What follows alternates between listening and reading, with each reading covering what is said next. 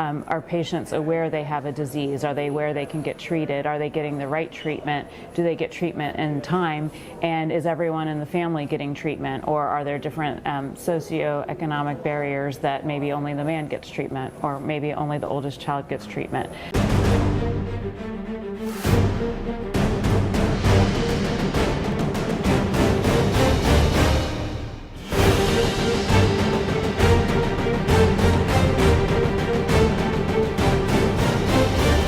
Hello, this is Marco LeRoc.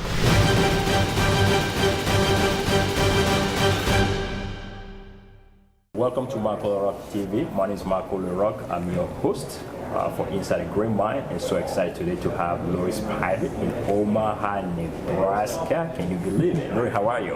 I'm doing great. How are you? I'm doing wonderful. Thank you for being here in Omaha. Yeah, no, it's great to be here. It's only my second time here. So. The second time? Okay, I thought that was your first time. Great. So who is Lori Spivey? Who is Lori Spivey? So I am originally from Florida and actually live in Orlando, Florida right now. I've had a very crazy, fun, exciting career all over the world. After leaving Florida, I've spent some time in Europe, Middle East, and Africa. And it was really when I lived in the Middle East too? I lived in the Middle East. I spent some time in Dubai. Dubai, awesome. And Europe, I was in Amsterdam for 4 years and Paris for 9 months. Okay. But the place that really caught my heart was when I spent some time in Zambia working for the UN. That was back in 2006, and it changed my career and life trajectory from that point to always trying to be focused on Africa, either in my for-profit commercial work or in my non-profit work. That's amazing. Perfect. So I'm excited to learn more about the work that you do. You seem pretty much traveling all over the world, I would say. And I met you in DC at a conference. So tell us a little bit more about your work. Sure, absolutely. It really started when I worked in Zambia for the UN back in 2006. And so the work that I did there was building sustainable businesses. So we feel that if you have a thriving private sector and people are able to start and maintain businesses themselves, they can lift themselves out of poverty, thereby lifting their countries out of poverty. And so we looked at all the barriers to entrepreneurship, and particularly small and medium-sized enterprises, and access to finance, education, capabilities, regulatory barriers, and really tried to think of solutions for that. Fast forward a couple years, I worked for a company, Boston Consulting Group, for about 10 years. And there I was able to spend a lot of time focused on global health, infectious diseases, reproductive health, a lot of the healthcare issues facing Africa, which is why now my business interests have more of a healthcare tint.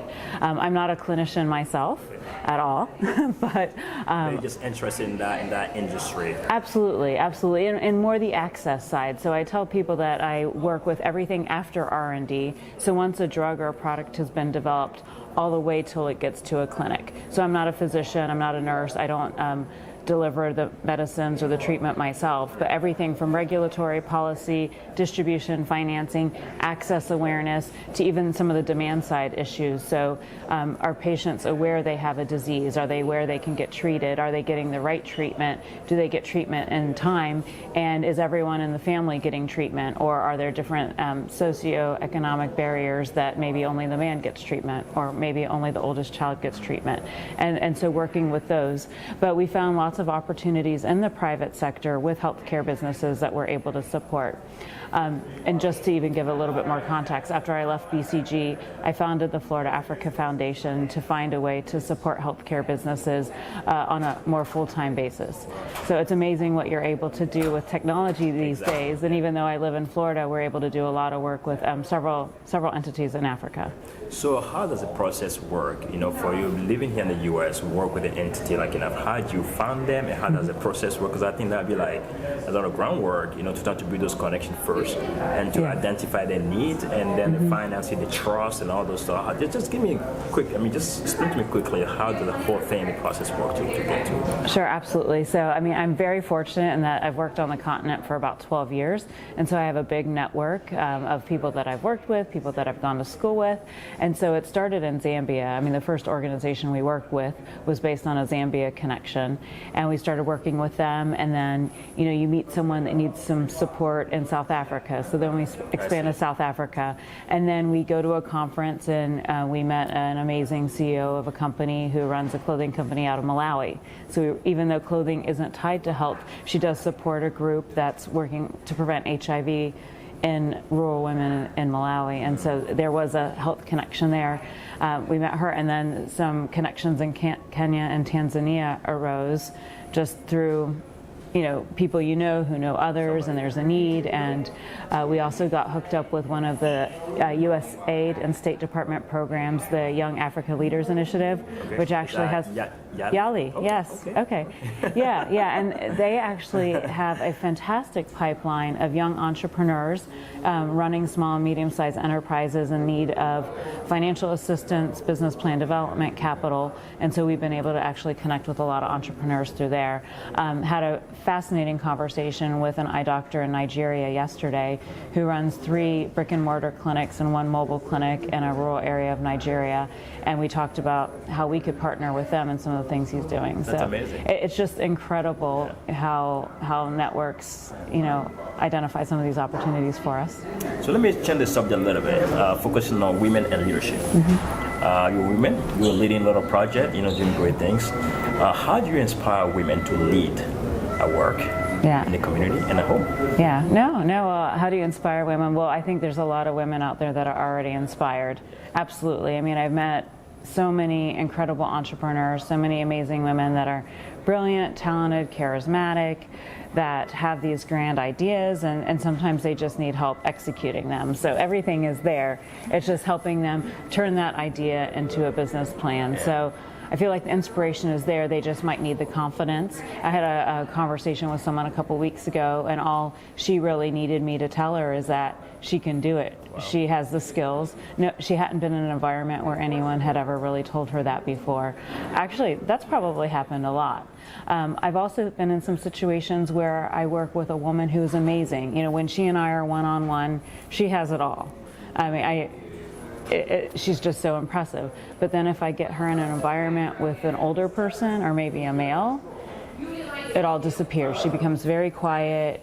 None of the sparkle that I know her as comes across. And I think maybe there's some, depending on the country or the culture, there may be different expectations or hierarchy or different behaviors that are expected of her. And so in those situations, I try to coach her to be respectful of the cultural norms, but still be yourself.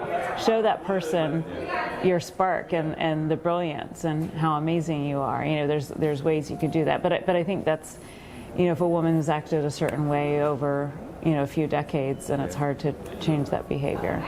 Who is that one person that you look up to?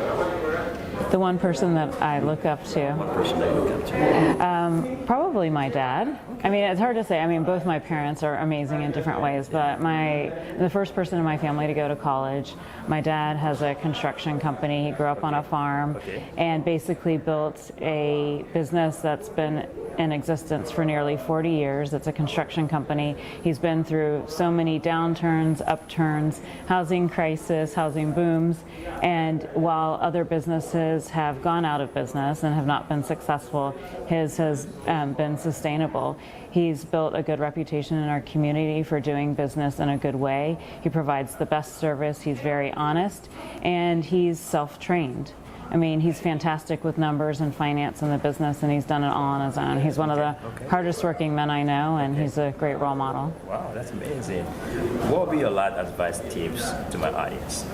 The advice, always advocate for yourself. I think that's a lesson I learned later in life, that you need to champion yourself. And I understand a lot of people want to be humble, but sometimes you need to let people know what you're doing and stand up for yourself and get other people to advocate for you. People aren't going to necessarily advocate for you automatically, but seek people who are going to champion what you're doing, sell them on what you're doing, promote yourself, and enable others to promote you as well.